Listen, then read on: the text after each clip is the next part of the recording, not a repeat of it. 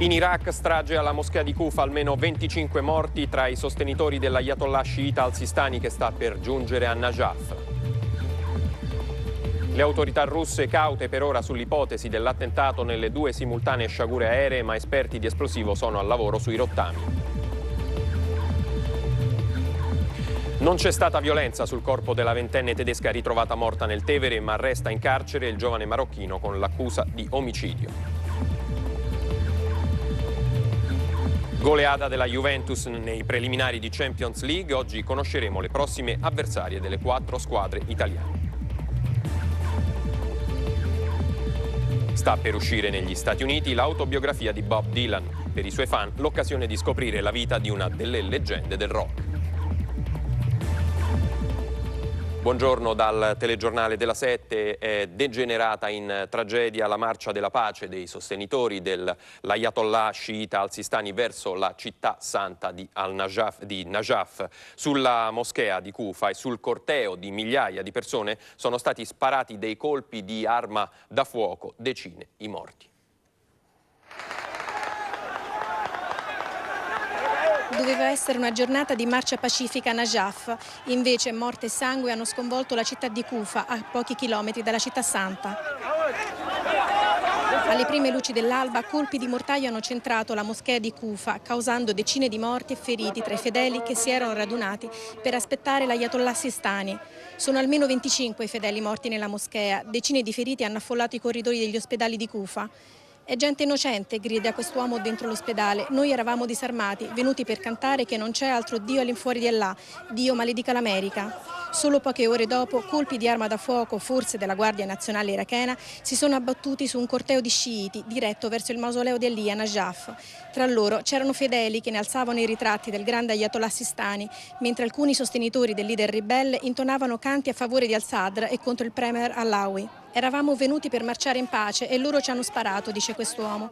In questo momento l'Ayatollah Sistani, il saggio tra i saggi, si trova a Samarra, a circa metà strada tra Bassora, da dove è partito il corteo, e Najaf. Con Sistani viaggia all'ultima speranza di evitare lo scontro finale tra i ribelli sciiti e le truppe regolari irachene, fiancheggiate dai Marines americani. Per rallentare la tensione che minaccia di far saltare Najaf come una polveriera, il governo iracheno ha chiesto una tregua, cessate il fuoco su Najaf per le prossime 24 ore.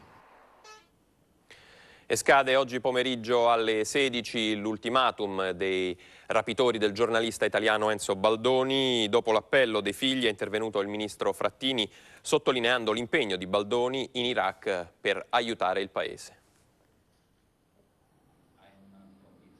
Mancano 3 ore e mezza alla fine dell'ultimatum dei terroristi che tengono in ostaggio Enzo Baldoni. Si cercano contatti in ogni direzione, ma finora 007 e Croce Rossa, che da giorni lavorano al caso, non sarebbero riusciti a trovare un filo diretto con i sequestratori. La speranza allora è che i rapitori dell'esercito islamico, lo stesso gruppo che ha già ucciso 2 ostaggi pakistani e fatto sparire un console iraniano, rinviino la scadenza dell'ultimatum o cambino la richiesta di ritirare i soldati italiani da Nassiriya. Siamo pronti a lasciare l'Iraq anche domani se il governo del primo ministro Allawi ce lo chiederà, ha detto il ministro degli esteri Frattini in un'intervista di 6 minuti trasmessa dalla TV araba Al Jazeera.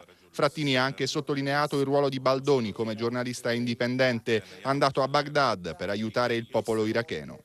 La stessa cosa avevano già fatto i suoi figli, Gabriella e Guido, con un appello affidato al TG1 e ancora ad Al Jazeera. Liberate nostro padre, un uomo di pace, avevano detto i 2 ragazzi ai sequestratori.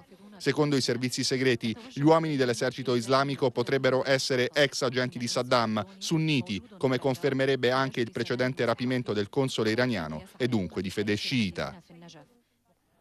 Esperti dell'esercito russo stanno analizzando i resti dei 2 aerei precipitati nella notte tra martedì e mercoledì a sud di Mosca. Tra le ipotesi resta la più accreditata, quella di un doppio attentato terroristico. Ci sono gli esperti di esplosivi sul luogo dove si è schiantato uno dei 2 aerei precipitati in Russia. Nella regione di Rostov i rottami del Tupolev sono sparsi su una superficie di 25 km², una circostanza che sembra avvalorare l'ipotesi di un'esplosione a bordo mentre l'aereo si trovava in quota, ma non elimina i dubbi sulle cause delle sciagure. Nessuna pista è stata ancora scartata, spiega il capo della commissione d'inchiesta nominata dal presidente Putin, anche se l'allarme di dirottamento lanciato dal pilota dell'aereo diretto a Sochi fa pensare a un attentato kamikaze, un'azione terroristica di matrice cecena a pochi giorni dalle elezioni presidenziali in quella regione, che ha subito fatto pensare all'11 settembre. Aerei civili da utilizzare per colpire obiettivi a terra. Uno dei due Tupolev era diretto proprio nella località dove Putin stava trascorrendo un periodo di vacanza. Un'ipotesi questa rilanciata da un sito vicino ai servizi segreti israeliani, che però non spiega come e perché i dirottamenti siano falliti. E mentre prosegue l'esame delle scatole nere che dovrebbe contribuire a svelare il mistero, la Russia oggi ricorda le 89 vittime con una giornata di lutto nazionale. Di sicurezza e di immigrazione hanno parlato il premier Berlusconi e il leader libico Gheddafi nel vertice ieri sera a Tripoli. La nostra collaborazione è un modello per tutti. Silvio Berlusconi esalta i risultati di quello che doveva essere un incontro informale, la sua terza visita in Libia, ospite del colonnello Gheddafi. Al centro dei colloqui la questione dell'immigrazione clandestina. Il premier aveva preparato questo viaggio con un vertice assieme al ministro dell'Interno Pisanu, anche lui presente alla cena nel deserto.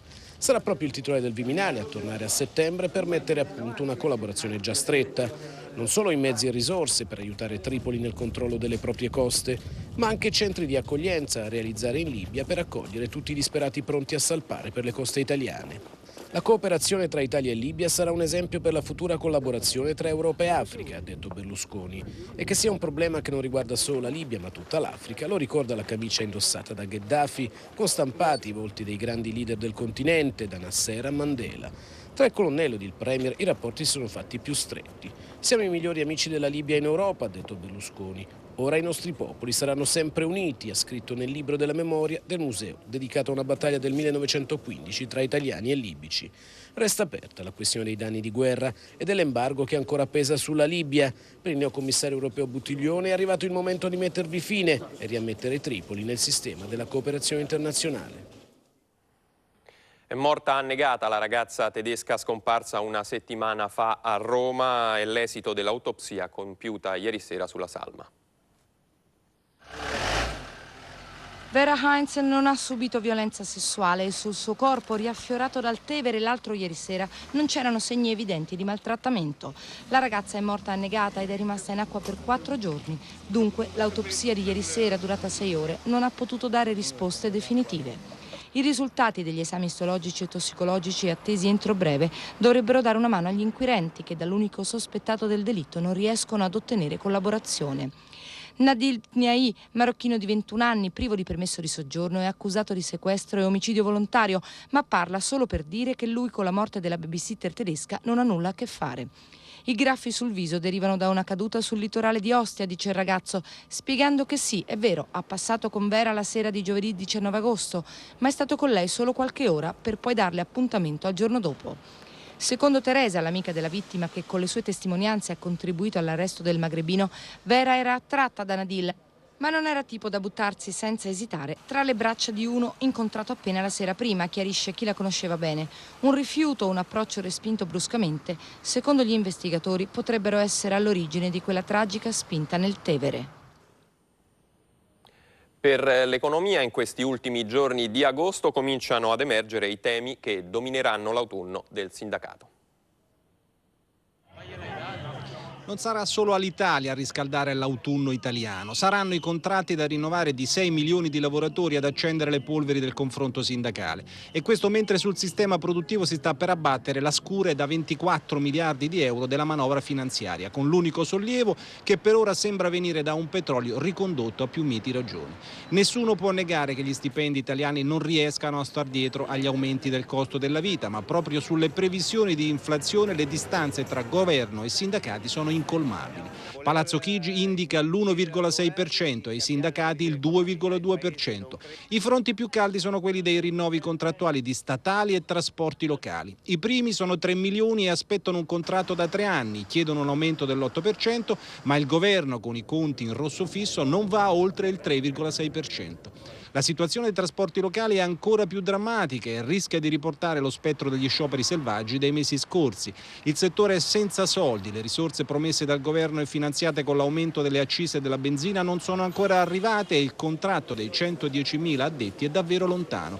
Un banco di prova severissimo per la nuova Confindustria della concertazione voluta da Montezemolo, anche se proprio la CGIL, dopo la rottura di luglio, sembra aprire sui contratti decentrati o territoriali che potrebbero affiancare quelli nazionali per redistribuire più capillarmente la produttività.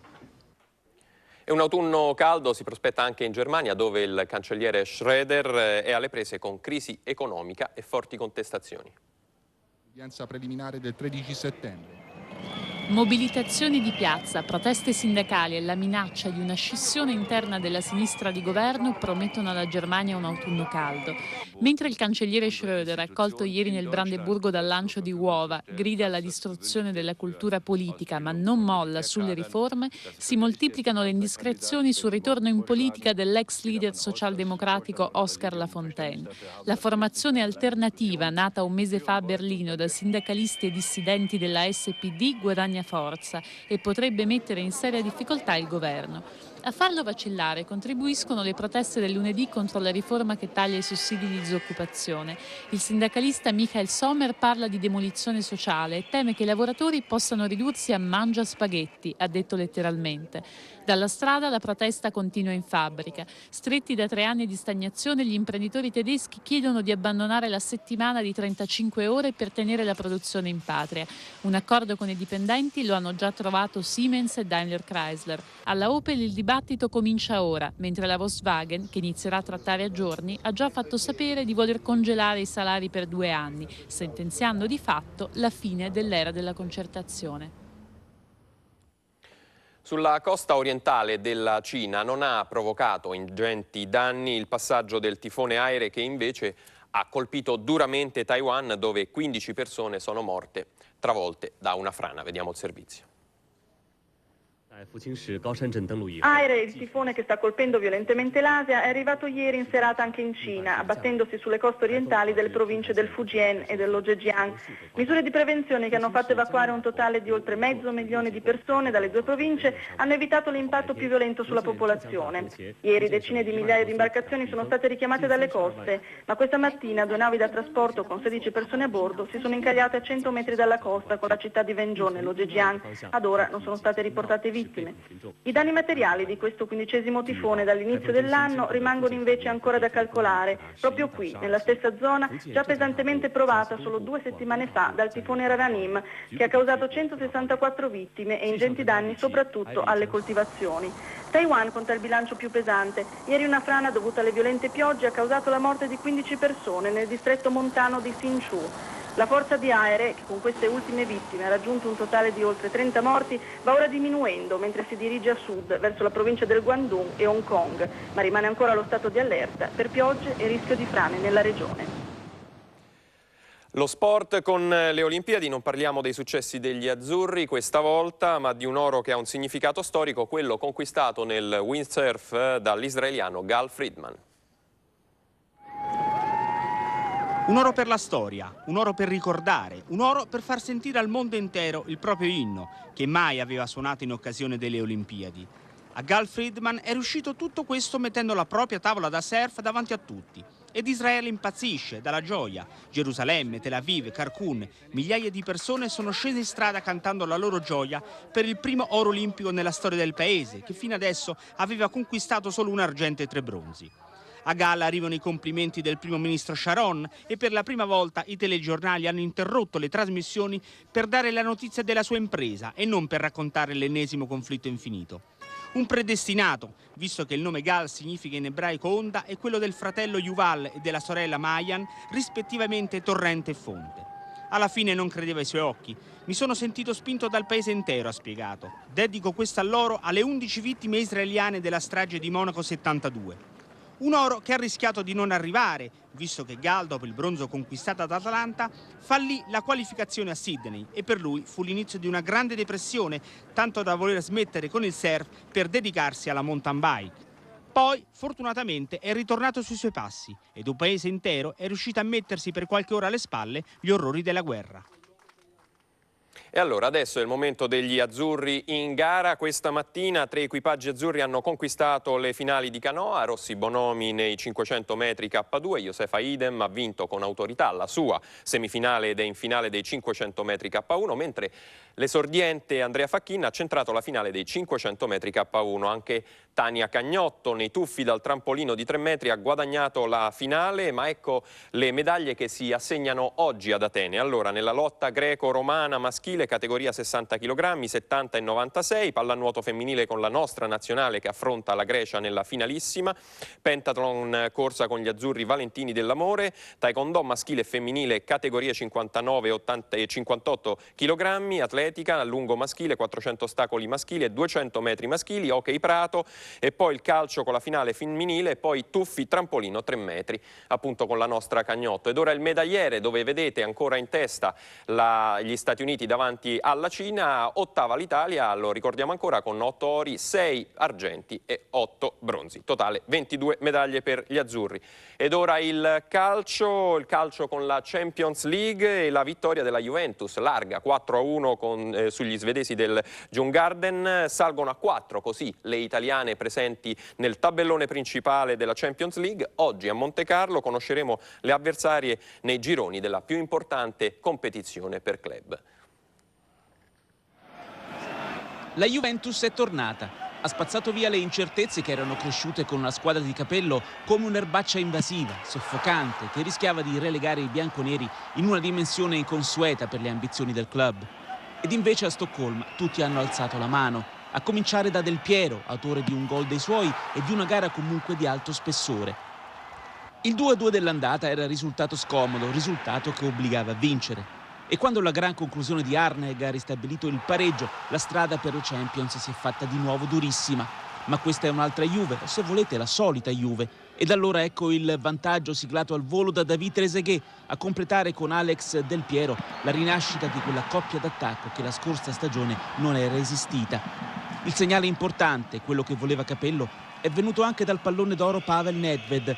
Il ceco non giocava dalla semifinale degli europei portoghesi e al suo rientro ha trascinato la squadra mettendo la firma sul terzo gol. Il 4-1 finale lo ha messo dentro ancora una volta Trezeguet sotto la pioggia di Stoccolma, che sembra aver lavato via tutte le incertezze juventine, mettendo a lucido quella voglia di vincere che i bianconeri non hanno mai smarrito.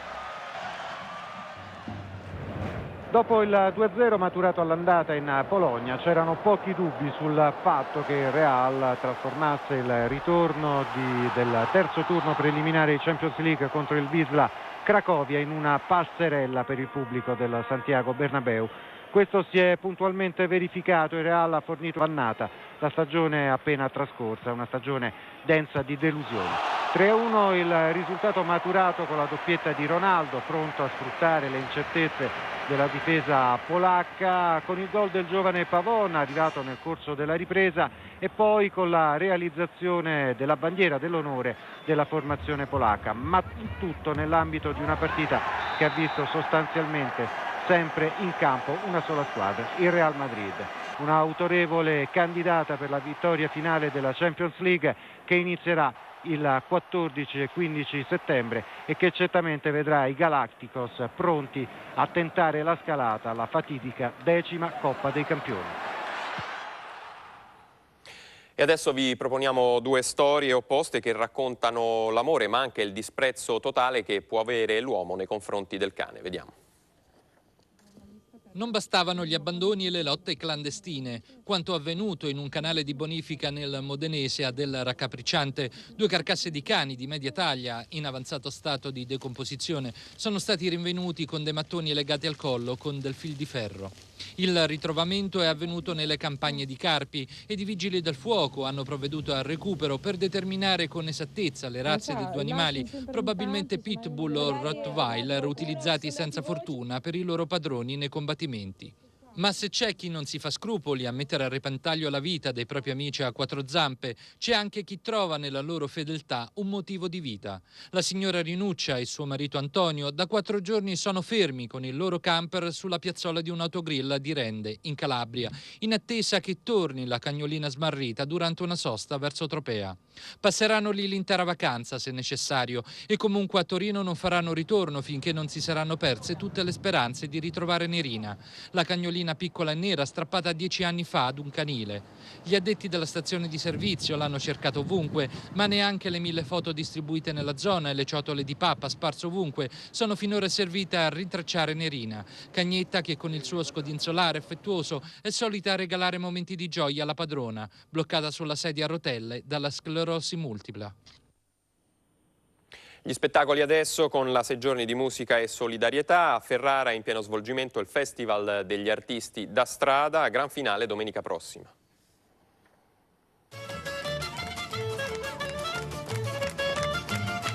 Ogni angolo una diversa colonna sonora.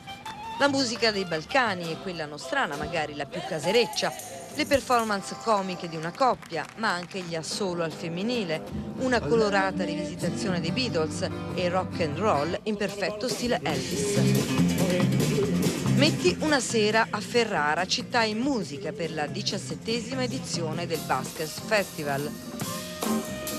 Artisti di strada da tutto il mondo, culture, sonorità, suggestioni di tutto il mondo, riuniti intorno al castello Estense, nelle piazze medievali e rinascimentali del centro storico.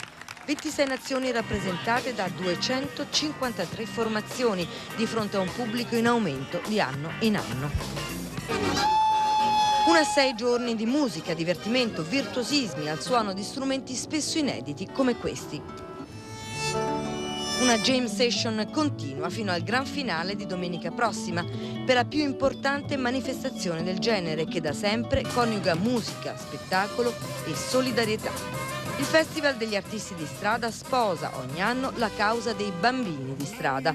Quest'anno le offerte degli spettatori andranno alla costruzione di una mensa in una delle province più disagiate di Buenos Aires.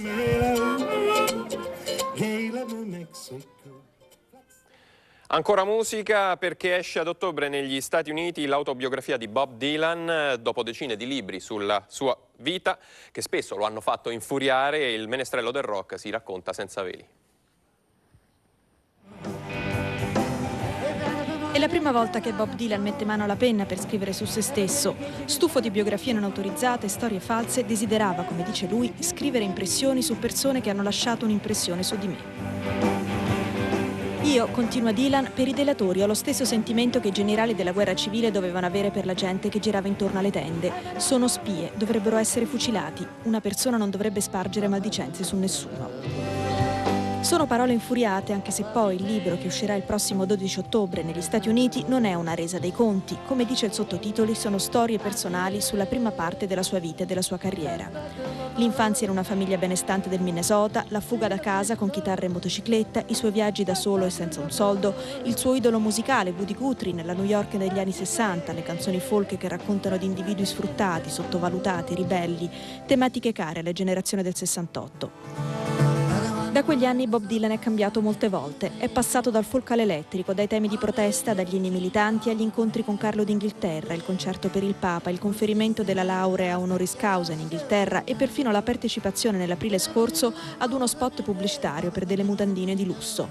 3 anni fa, al concerto per il suo 60° compleanno, si è esibito con molti amici, ma di quest'ultima parte della sua vita leggeremo nel secondo volume promesso dal menestrello di Duluth.